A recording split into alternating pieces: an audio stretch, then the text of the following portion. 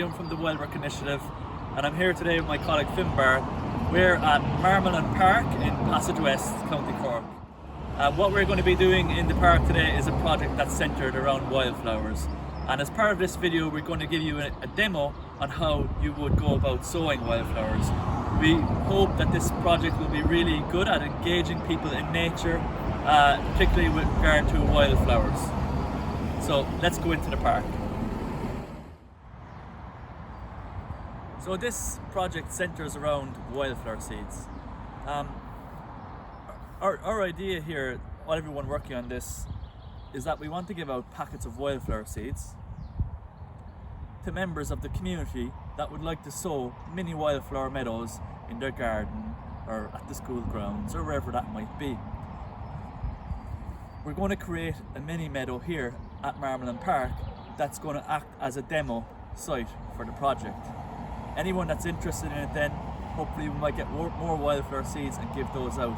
And we hope that it'll get people talking about wildflowers and their value, people in the community chatting with each other, perhaps sharing pictures of what they've grown, and that it'll generally make people's gardens and other places prettier, as well as being very beneficial for wildlife. The wildflower seeds that we're growing, if you want to find out more information of them, you can go on to wildwork.ie. We have lots of pictures of the types of seeds that are included in the mix. The important thing to know about these wildflower seeds is that they are native Irish wildflower seeds designed by nature, and in each packet there are 15 or so different types of wildflower seed, and depending on where you sow the mix you may get different types of species. But again, like I said, take a look on our website and you can see pictures of all the types of seeds which may grow in your garden if you get yourself a packet and sow some seed. So now we'll move on to showing you how to do the work. If marking out your site, it can be really useful to use a rope first. And you can set it out on the ground where you think you want to put your wildflower meadow.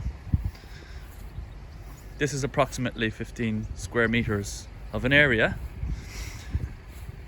And it gives you the chance, if you've got your measuring tape as well with you, to mess around where you would like to put it. So you can, what I mean is you can move the rope as needs be. And it's always well worth, don't just look at it up close, but come away from your site and have a good look. See what it looks like from all angles.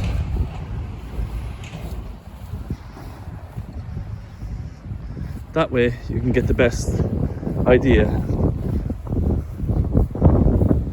of how well your chosen location is going to work.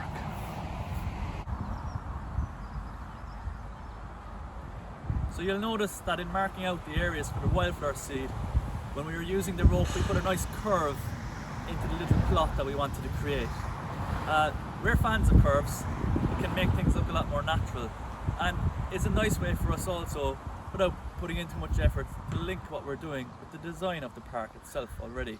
So if you see behind me, there's a tar macadam pathway, and over to the right hand side, over here, the pathway runs in a straight line. And then if you look over on the other side, the pathway is curved. And that curving of the path makes it look a lot more interesting and pretty. The straight line part of it, of course, is appropriate also because it's running alongside the road. So we actually think whoever designed this park did quite a good job. But adding in a little curve into anything, if you're going to put wildflower plot in your garden, give it a little bit of shape and it just makes it look that bit better. So we decided we need to move our rope in a little bit, and now we've agreed on the area that we want to dig out to prepare the bed for the wildflower seed. And what we're doing is we're going to leave the rope in situ, and then Finbar here is starting off the first step. Using a shovel, he's just digging a line all along where the rope is.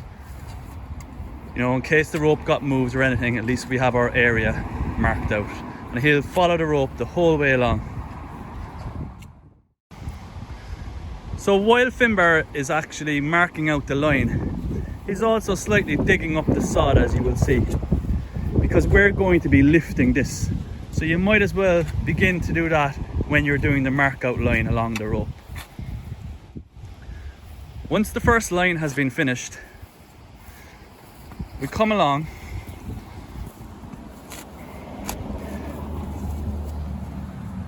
The amount you move in your spade will really depend on the time of year, because if the soil is softer, you know, in the early spring, you can take out bigger spadefuls. But right now it's just coming into early summer, so we're keeping quite a narrow strip.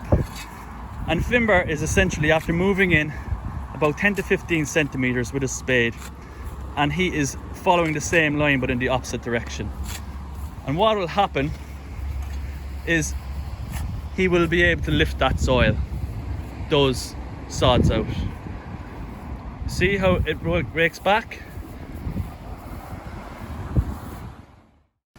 In the next step, what we'll do is we'll actually need to slice somewhere along the sod. That enables us to be able to lift out the sod, as you will see.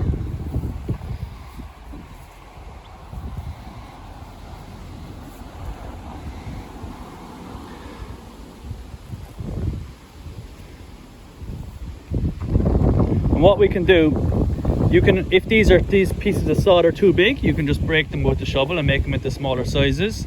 But we quite like this side. So what we might do is we'll roll it up now and we'll just put it aside on the other side of the rope for now.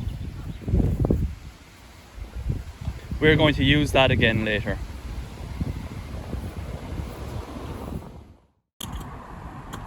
So we have the first layer of sod taken out.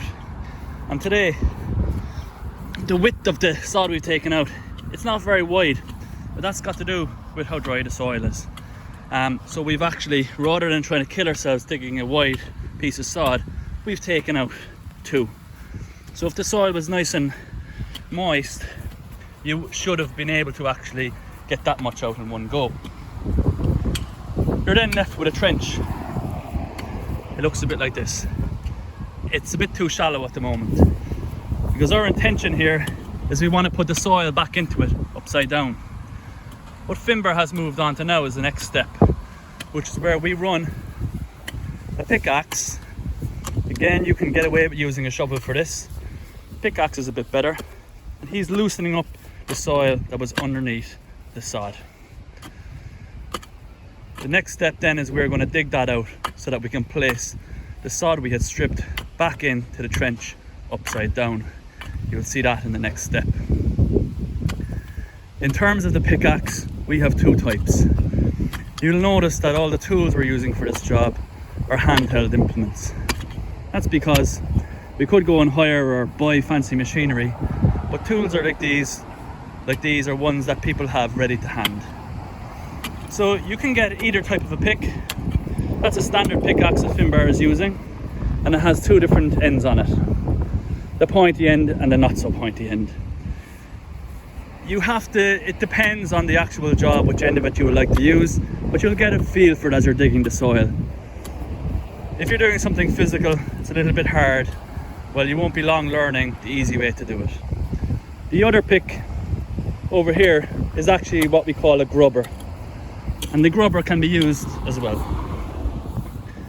This is actually a type of a pick that we often use for making nesting sites for solitary bees.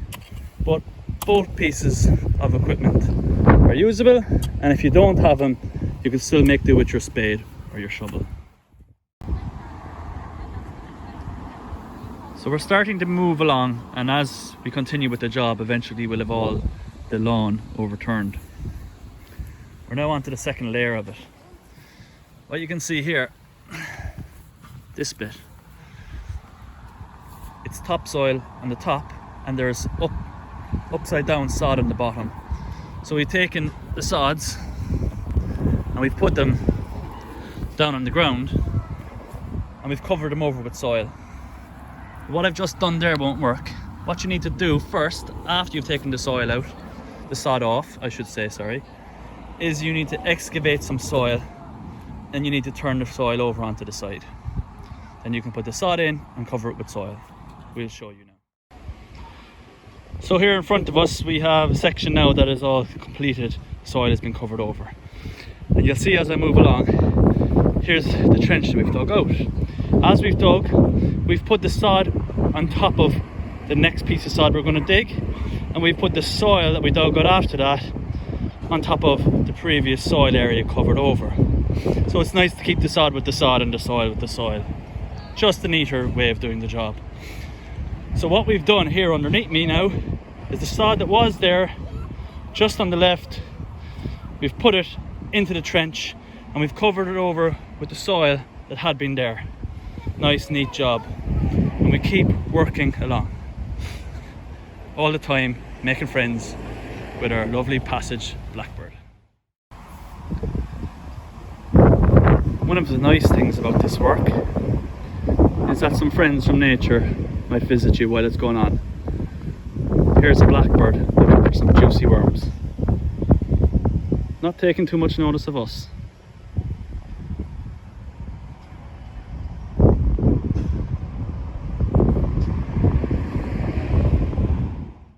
In this other area, it's a little bit different than the first spot. There's a really shallow depth of soil.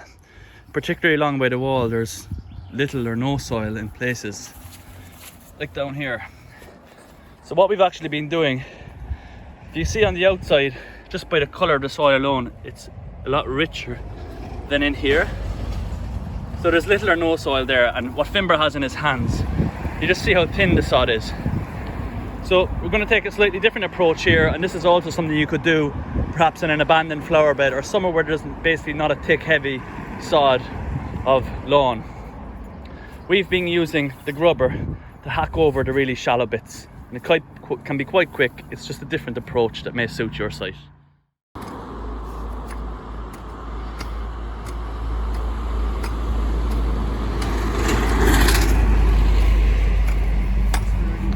Particularly in on the inside of the wall where there's very little soil, the grubber is very effective at scraping back what is there.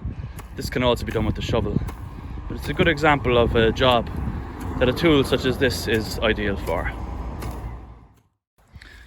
So now we have the whole area dug over, covered with the soil, using the methods we've just shown you. What Finbar is doing here is he's just raking over everything, taking out the last few stones and getting the soil into what we call a nice fine tilt. So it'll be really nice for the wildflower seed. Picking up the stones into a bucket, or putting them into our wheelbarrow. And you can get creative with the old stone and use it to make something else. So we are going to find a suitable location to put a little stone pile, and that, especially if that's in a sunny place by a wall, somewhere like that, it can create a nice habitat for spiders and other insects. So the area now is ready for sowing the wildflower seed in once Finbar has finished the final rake over.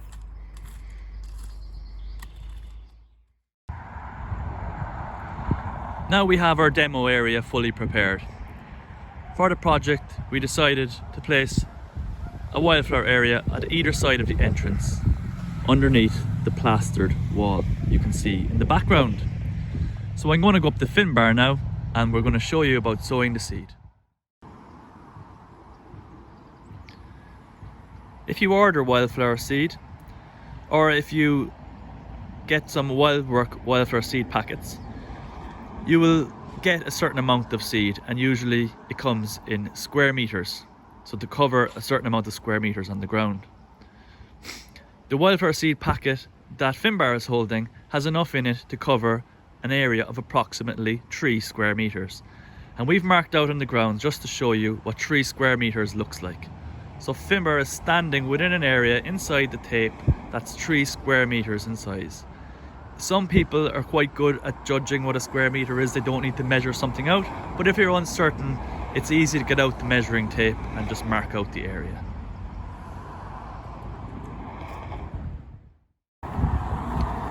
Wildflower seed is very easy to sow, but if it's your first time doing it, there is a little risk that you could put out too much seed and end up not having enough to cover your entire area. So a little tip that we advise is that you might first pour out about half of the seed into the palm of your hand.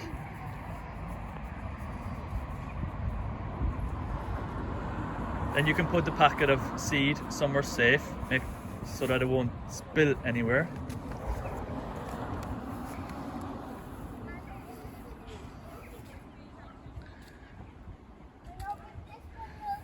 And now Finbar is going to broadcast the seed over the area really lightly, spreading it with his fingers. He's going to attempt to evenly cover the entire 3 square meters with the amount of seed that he has in his hand.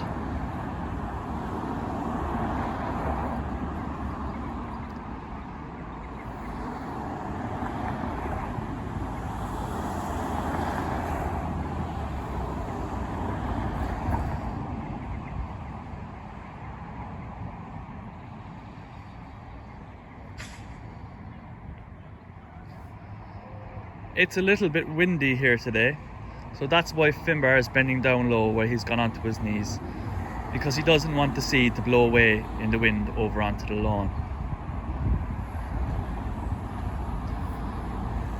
And he's being extra careful, certainly more careful than you would be if you were sowing it in a larger area, because in the larger area there's less of a concern of the seed blowing where you don't want it to. So there you see now, Finbar has about 2/3 of it now covered.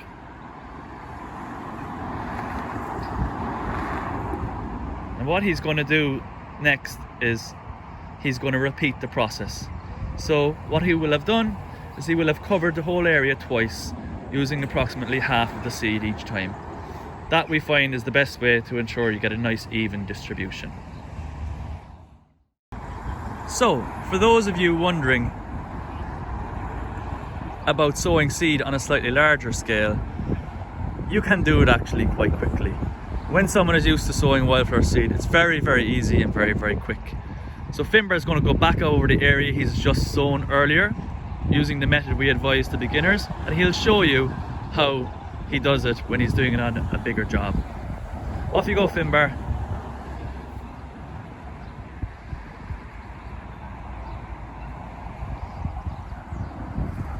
He's keeping his hand quite low to the ground today, again because of the wind.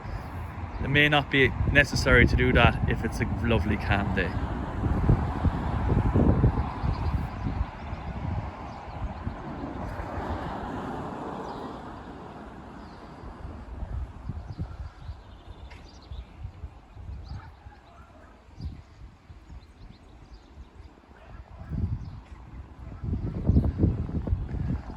And he's done. Good job, Finbar. So what we will do next is we will water in the seed. You do not have to do that, but it is advisable in case, again, this is a very windy day, so in case any of the seed might blow away. But that, again, is not that much of a risk. We're just making sure we're giving it the best chance. Wildflower seed does not need to be raked in. You can do it, but you don't really need to, because unlike a lot of other seeds, the wildflowers have these tiny little barbs on them which you cannot see, and the seed actually clings to the soil itself.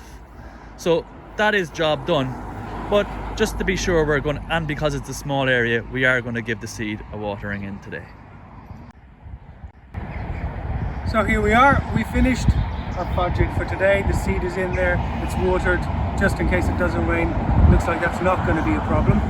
So this project and a lot of other projects that Wildwork are involved in are in support of the All Ireland Pollinator Plan. You don't have to go to this sort of level. It's been physical work but enjoyable. If you've got an old flower bed that maybe hasn't had a bit of tender loving care for quite some time, or a bit of gravel that you could add some soil to, you can sow wildflower seed there. If you're living in an apartment or anywhere else, you can sow wildflower seed in a flower pot. So you can try all those methods, or really something as simple as changing the way you manage your lawn if you've got a garden.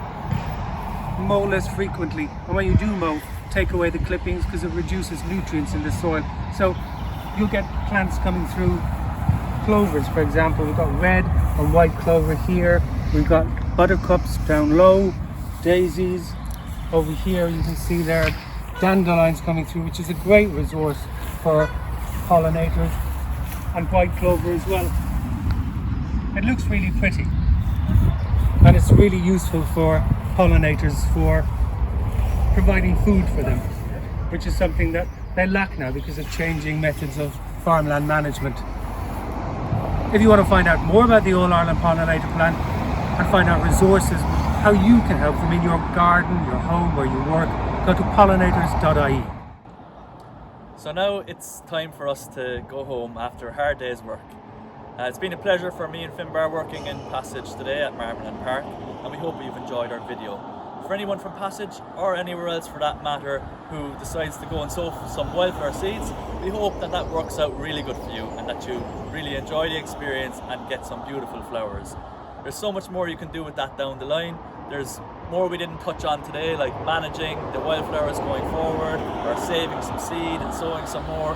But you can learn about that perhaps in another video or by getting in touch with us at Wildwork. Thanks for watching the video. One final ask we would have of the viewers is that you would share this with others and help spread the message that we're trying to spread out there about helping people, to help nature, to help people. So that's us from Wildwork. Bye bye for now.